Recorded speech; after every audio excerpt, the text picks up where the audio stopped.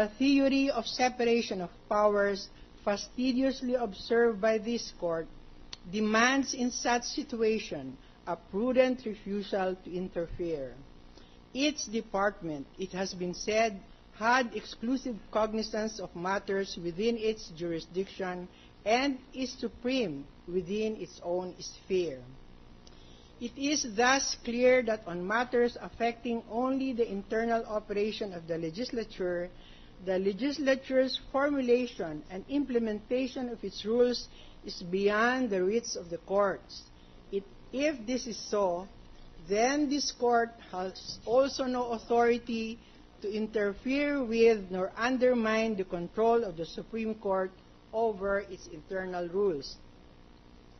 The House of Representatives, through one of its prosecutors, has intimated that the principle of separation of powers only applies when the Congress, and in this case the Senate, is exercising its legislative functions, but not when it is sitting as an impeachment court, inasmuch as it has the sole power to try and decide impeachment cases under the Constitution.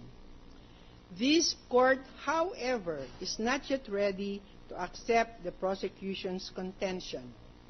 It must be pointed out, while the House has the exclusive power to impeach and the Senate has the sole power to try and decide impeachment cases, it is still the Congress, one of the three branches of government, which is exercising this prerogative under the Constitution. Hence, whether it is performing a legislative function or sitting as an impeachment court, the Senate is not insulated from the operation of the principle of separation of powers. As held in Santiago versus Sandigan Bayan, the doctrine of separation of powers simply means that each of the three great powers of government has exclusive prerogatives and cognizance with its own sphere of influence and effectively prevents one branch from unduly intruding with the internal affairs of either branch. This has to be so in order to maintain the balance of power among the three branches. This is to prevent the aggrandizement of one branch at the expense of another. This will enjoin one branch from lording it over the other and prevent too much concentration of powers to only one branch. Wherefore, in view of the foregoing, the prosecution's request for subpoena ducis tecum and ad testificandum to Martin S. Villarama Jr., Maria Lourdes P.A. Sereno, Bienvenido L. Reyes, and Presbitero J. Velasco, all associate justices of the Supreme Court, is hereby denied. So ordered, February 8, 2012, Pasay City, signed Juan Ponce Enrile, presiding officer. The gentleman from Misamis Oriental. Thank you, Mr. President. I concur in the result because the resolution is very specific as to the application for subpoena regarding Article 3 concerning the FASAP case.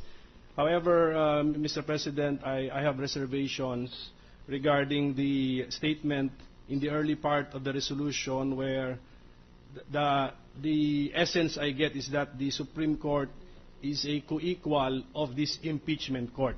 So therefore, Mr. President, I want to study this matter further and reserve the right to file a separate concurring opinion. Thank you, Mr. President. Noted. The gentleman from Bukidnon. Thank you, Mr. President. Mr. President, I concur in the result also, and but I do object to the use of the concept of co-equality. As I earlier manifested, I do not believe that this court, sitting as an impeachment court, is a co-equal of the Supreme Court, because we are not exercising legislative functions here. We are exercising a special, specific judicial function. Thank you, Noted. Mr. President. The gentleman from Pampanga. Thank you, Mr. President. Mr. President, likewise, I concur as to the result. And considering that we are doing pioneering work here in terms of legal precedents, and that what we do and decide and the rulings of this court will serve as basis and guide for future courts should there be impeachment proceedings in the future, I would like to manifest that I too would like to file a separate concurring opinion. Mr. President. Noted. Mr. President. The minority floor leader. Sir President, I too concur with the ruling of the court and of the presiding officer, the Honorable Senate President, but same manifestation as my colleagues. And I concur as to the application of this ruling to this specific case, meaning I'd like to elaborate that there can be circumstances where the records of the Supreme Court can be looked at, but I will not elaborate at this point in time, Mr. Chair. Thank you. Noted. The senator from Taguig. Mr. President, I'd just like to put on record that during the deliberation on this resolution, my understanding when the presiding officer was speaking on this particular statement, that precisely we are respecting the internal rules, because to that extent we all have our internal procedures, and we respect that the Supreme Court is supreme in their own territory as we are supreme in ours. So to that extent, I am totally supportive of this resolution, because that is the understanding that I believe was intended during the caucus. Thank you. Thank you. Noted. What's the pleasure of the Chief Prosecutor?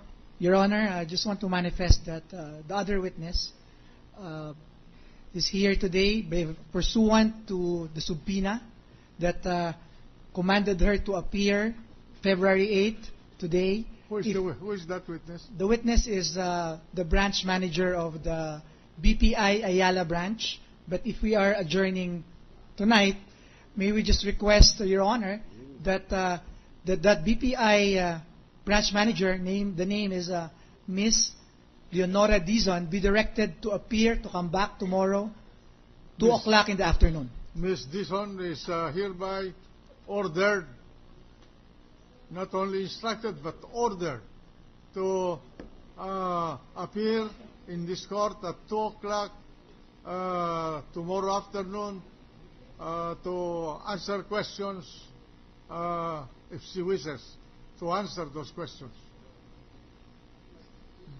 Thank you. Thank you, Mr. President. It's ordered. Thank you. Mr. President, may we ask the Sergeant at Arms to make an announcement?